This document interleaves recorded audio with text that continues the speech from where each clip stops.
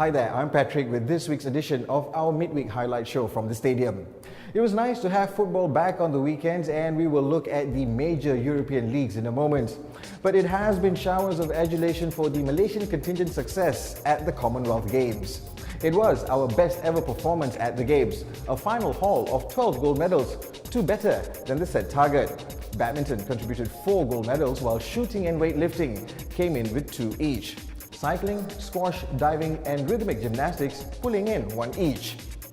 Shabas to all our medal winners, be it gold, silver or bronze, and even those who came so close yet missed out on a medal. Overall, Australia are champions once again, amassing a whopping 74 gold medals. India overcame every challenge and delivered their best performance as well, tipping England for the second spot. Malaysia's 12 gold, 10 silver and 13 bronze medal puts us in 7th, 1 position better than Singapore and at our last 2 outings in Melbourne and Manchester. But I would like to commend Malaysia's world number 1s and top contending athletes. Lee Chong Wei, world number 1 in badminton, Khoo Ken Kiat and Tan Boon Hyong, doubles number 1, Nicole David, squash number 1, because they all participated in the games, unlike other notable world number 1s from the Commonwealth who gave it a pass. Well done all round, and focus next is on the Asian Games in Guangzhou come November. The badminton squad definitely will have the Chinese, Indonesian and Korean threat, but overall the Chinese are expected to dominate the games. Question is, by how much?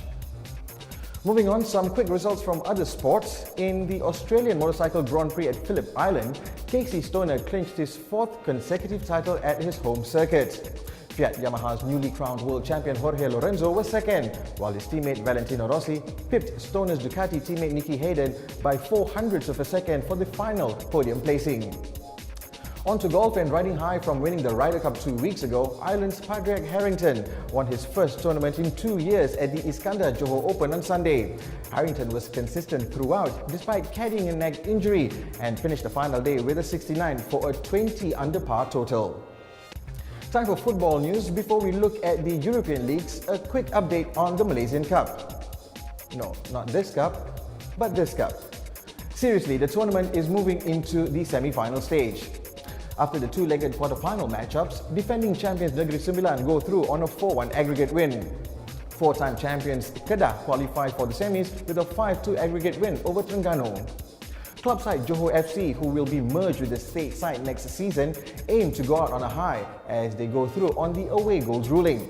And 32-time Malaysia Cup winners Selangor were dumped out by last year's runner-up Kelantan.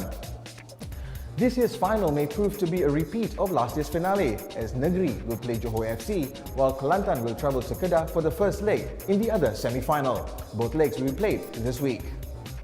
Now on to the English Premier League. Liverpool have resolved their ownership issues, but it wasn't the start of welcome new owner John Henry Gord when he saw his team take on neighbours Everton. But first, a look at the top half of the table. Chelsea's scoreless draw with Aston Villa keeps them on top, but Manchester City are closing in after that win on Sunday over Blackpool. Fans are getting frustrated with Manchester United, who squandered a 2-0 lead and ended with a 2-all draw with West Brom. But relax guys, United are still the only unbeaten team in the league, if that's any consolation. Wins for Arsenal and Spurs ties them on 14 points with United. West Brom are in 6th with Bolton, Villa, Stoke and Blackpool sitting in the top half. To the bottom, the one that's pitiful is Liverpool. Second from bottom, and that loss to Everton sees the blue half of Merseyside move up to 11th. Wolves and West Ham sandwich the Reds at the bottom. Tottenham's Harry Redknapp to the rescue? Don't even think about it, boys.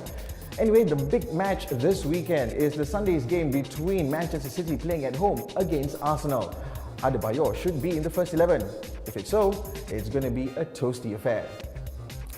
Next, we look at the Italian Serie A. Lazio continue to lead despite facing financial trouble, and they picked up their 6th win of the season. There were also wins for AC Milan, which puts them in 2nd, tied with neighbours Inter. Juventus' 4-0 win over Lecce moved them to 5th. Chievo, Catania and Brescia are up there with the big boys in the top half. To Germany, and history could have been made over the weekend. Mainz could have set a new record of 8 consecutive wins at the start of the season in the German Bundesliga. What a spoilt it was, they lost 1-0 at home to Hamburg. And that loss sees them replaced at the top by Borussia Dortmund, though only on goal difference. Bayer Leverkusen are in third after their 3-2 away win over Wolfsburg, and Bayern Munich moved back into the top 10 thanks to a 3-0 win over Hanover. And that brings us to the Spanish Primera Liga.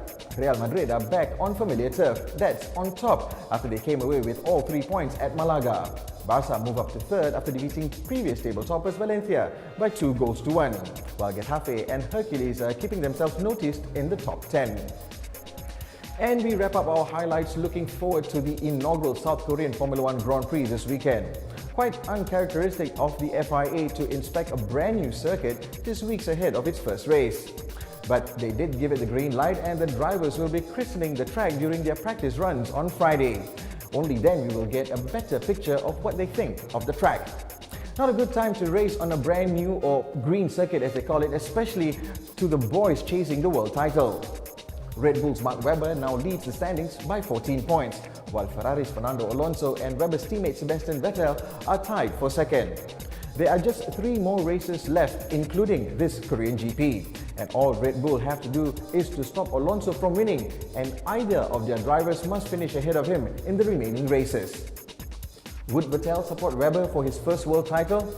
Watch the remaining races to find out, and follow up on it right here at the stadium. So with that, thanks for logging on, and until our next episode, you stay safe.